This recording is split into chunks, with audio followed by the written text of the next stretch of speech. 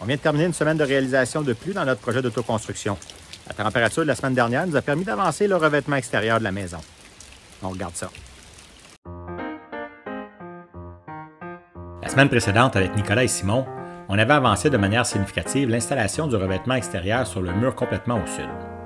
Cette semaine, avec François, on a complété les quelques rangs du haut qui restaient à faire sur ces deux murs extérieurs, la chambre des invités.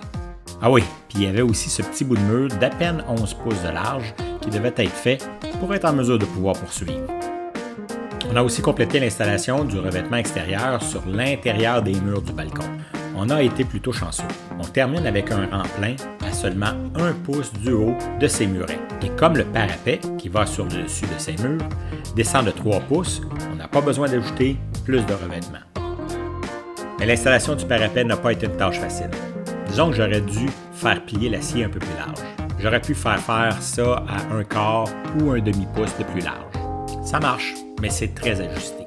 Les 5 morceaux d'acier ont été pliés de manière à s'emboîter les uns dans les autres, dans un ordre bien précis.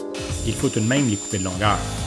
Il faut aussi dégraisser la goutte d'eau et le pli du morceau qui va en dessous sur une longueur d'environ 3 pouces pour que l'assemblage tienne bien. Pour le coin, j'ai aussi coupé à 45 degrés le morceau du dessus pour former une belle coupe. Et finalement, pour fixer le tout, on ajoute quelques vis pour maintenir les choses bien en place. En prévision des jours de pluie, j'ai fait livrer le restant du gyps qu'on aura à installer dans la maison. J'ai demandé à ce que ce soit livré première heure, mais on a eu un petit problème de communication, ce qui fait que le livreur est arrivé à 6h45 et non à 7h45. On a donc dû entrer le gyps nous-mêmes dans le garage. Comme il pleuvait mercredi et qu'on était 3, on a débuté la pose du gyps dans le garage. Dans le garage, c'est du gyps 5-8 résistant au feu. C'est passablement plus pesant que du gyps régulier 1/2. Avec le lève gyps, on y arrive assez facilement. D'autant plus que dans le garage, on a un peu moins de contraintes. On a donc réussi à compléter le plafond du garage, sauf quelques lisières de quelques pouces de large, et on a débuté la pose sur certains murs où j'ai des feuilles presque complètes. Le parapet étant maintenant installé, on peut débuter l'installation du revêtement extérieur en pose verticale. Le coin par lequel on débute est le plus haut qu'on aura à faire à l'échelle.